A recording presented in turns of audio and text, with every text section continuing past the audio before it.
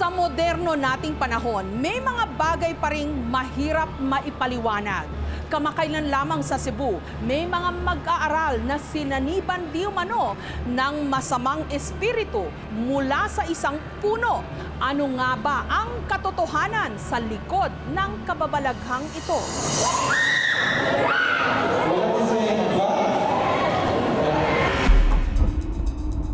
Dalawang oras mula sa Cebu City, matatagpuan ang bayan ng Balamban. Payak lang ang pamumuhay ng mga taga rito. Ngunit ang kanilang katahimikan nabulabog ng isang kababalaghan.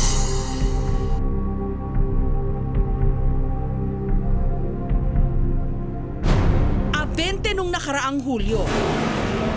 Mag-aalas 10 ng umaga.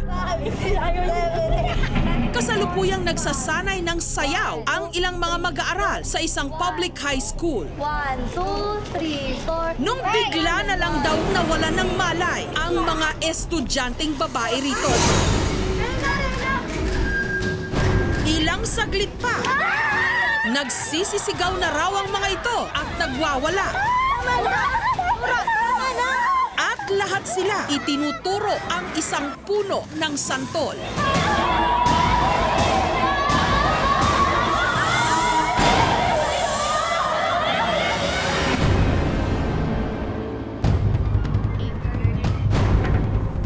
Maya-maya pa, sa loob naman ng classroom, nagsisigaw ang isang estudyante.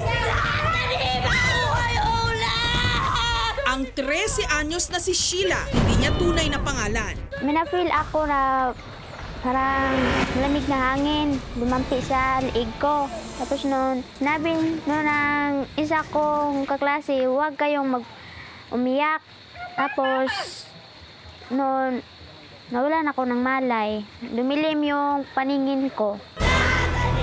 Sinubukan daw pigilan ng kanyang mga guro at kaklase ang nagwawalang si Sheila. Pero napakalakas daw nito. Galit na galit habang nanlilisik ang mga mata. Pag sasapit sila sa akin, dumidilim yung paningin ko tapos mabigat yung katawan ko. Magpapakita sila sa akin pag nakapikit ako. Give us this day our daily bread. Dahil sa takot, sabay-sabay na nagdasal ang mga estudyante at guro. Ngunit hindi pa raw dyan nagtapos ang lagim.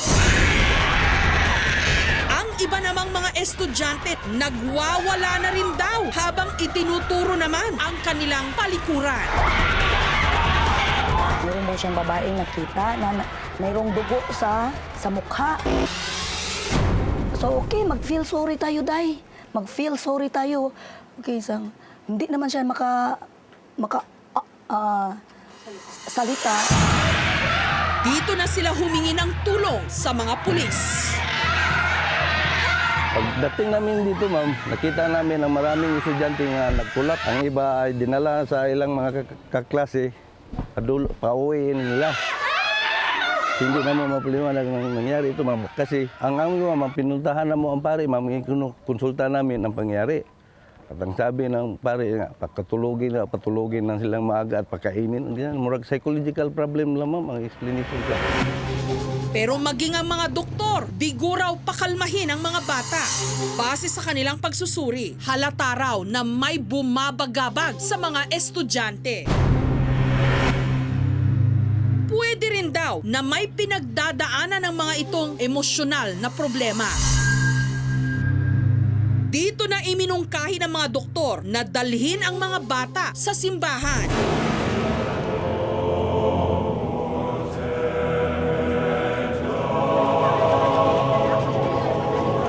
Pero papasok pa lang ng simbahan, mas tumindi pa raw ang pagpupumiglas ng mga bata.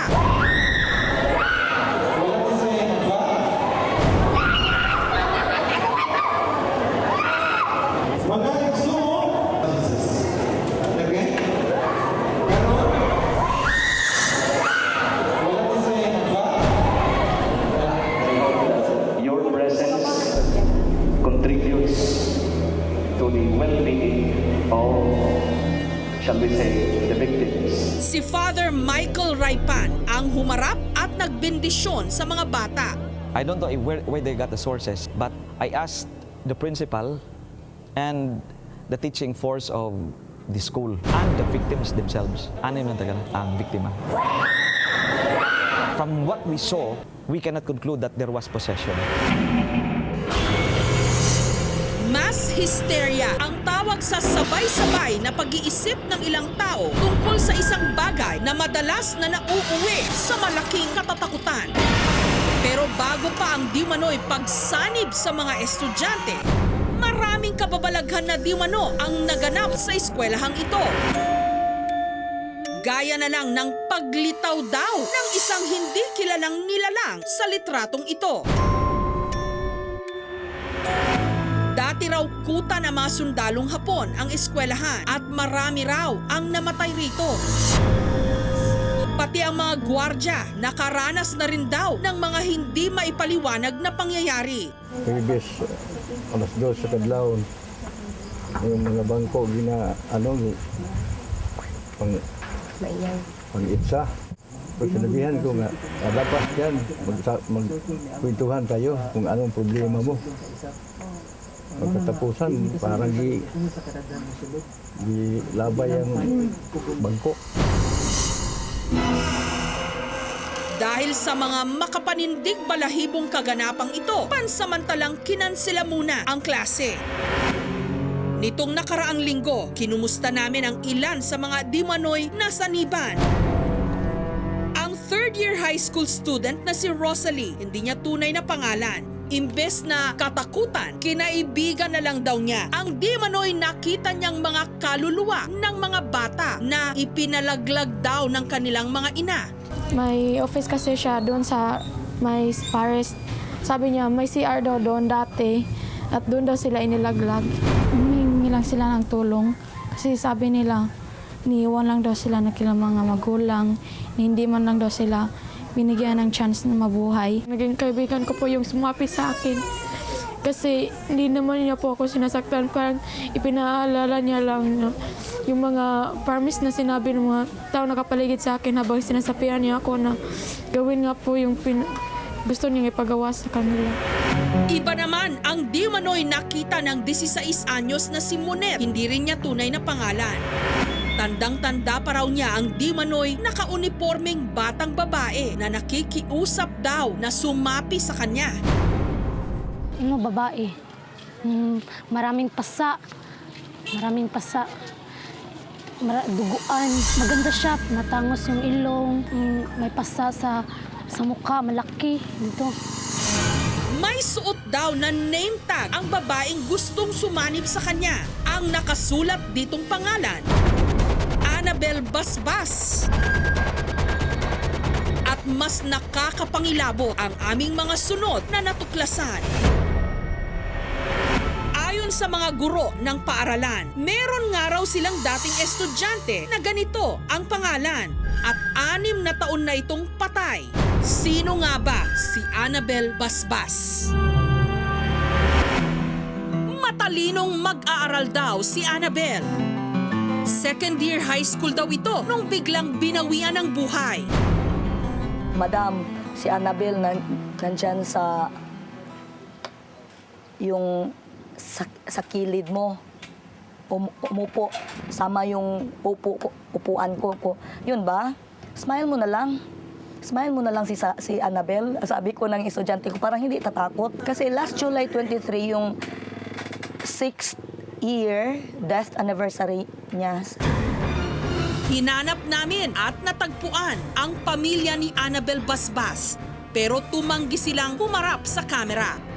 Gusto na lang daw nilang isarado ang kabanatang iyon ng kanilang buhay, ang biglaang pagkamatay ng kanilang anak. Sa huli, wala namang makakapagpatunay kung ang namatay ngang dalaga ang isa sa di manoy sumapi sa mga estudyante.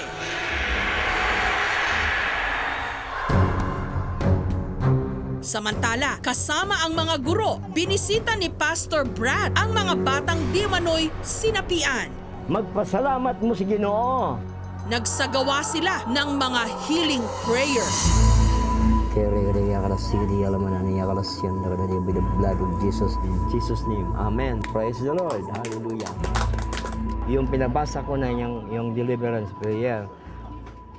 Kung mayroon pa siyang bad spirit doon sa mismo sa katawan niya, yung bad spirit, yung daotang spirito, mag-react yun. Ngayon, pinabasa ko siya ng deliverance prayer at saka inampuan natin siya ng deliverance prayer. Yun, nag-alis na ang daotang spirito. Paalala ng CBCP o ng Catholic Bishops Conference of the Philippines, hindi lahat ng di manoy nababalitang sinasapian, totoo o kaya'y maituturing na demonic possession. Pag ang tao ay sinasaniban, wala siyang control sa kanyang sarili. Marami sa mga may sanib ang mukhang normal. Lagi siyang nababagabag kapag nananalangin, kaya hindi mapakali sa isang banal na lugar o mayroong malalim na pagkamuhi sa mga bagay na may kinalaman sa kabanalan. Sumangguni rin kami sa mga paranormal expert para alamin kung anong masasabi nila sa mga kakaibang pangyayari sa nasabing eskwelahan. Sa labas ng gate nito, di umano may naramdamang kakaiba ang grupo ni Ray. Pagpasok pa lang, nafe-feel na namin eh. May nakabang na, alam na niya may pupunta dito, punta tayo dito. Galit siya. Gamit ang infrared thermometer, electromagnetic detector at digital camera, susubukan daw nilang alamin kung meron nga ritong mga misteryosong nilalang. May abnormal talaga siya na reaction. Tapos tignan nyo yung kamay ko, yung goosebump, tumataas yung balahibo. Yun yung ibig sabihin din yun, may electromagnetic field kaya tumatayo yung balahibo. Hindi pa man nagtatagal sina Rain sa paglilibot, di umano marami na raw agad nagparamdam sa kanila. Actually, kanina nung pumunta ako dito, parang may naglakad dito. Wala nag-glide doon siya pag at the same time, may high-pitch na whining sound dito. Yung ganyan. Tapos, pinatawag kami dito. May umuungol pero galing din sa second floor, sa bandang likod. Ang puno ng santol, di umano, pugad talaga ng mga kakaibang nilalang. Well, may mga elementals na nakatingin. Tinatanong, actually there was one, tinatanong kami, sino kayo? Actually, pagpasok pa lang dito sino kayo? Pagdating naman ni na Rain sa kinatatakutang CR ng eskwelahan, Magandang gabi po, andito lang po kami para tumulong, para huwag po kayo magalit. Estudyante po kayo dito ng school dati, paki-it lang yung door. Siya nga.